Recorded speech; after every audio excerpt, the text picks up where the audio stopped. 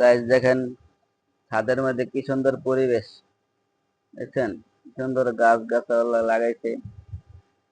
দেখেন ফল গাছ, এখানে পেঁপে গাছ, তারপরে এই যে এখানে আছে বেগুন গাছ,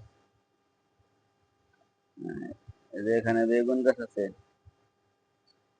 তারপরে এই যে এখানে আছে লেবু গাছ, কিন্তু লেবু এখনো ধরে নাই। এই যে এখানে আছে পেয়ারা গাছ, পেয়ারা ধরছে। আপনারা আসবেন, পেয়ারা খাবেন। আবার পেয়ারা গাছের গোড়ার মধ্যে আছেন দেখেন থানকুনি পাতা, যেটা ঢাকা শহরে খুবই মানুষ খায়, ভর্তা বানায় খায়। আবার ওই যে মাথার দিকে দেখেন, এখানে একটা গাছ আছে কামরাঙা গাছ, মেহেন্দি গাছ, আমড়া গাছ, পেয়ারা গাছ আছে একটা, কলেরার চারা, এখানে পেয়ারা ধরছে। আরো কিছু বাম পাশে ফুলের চারাও আছে।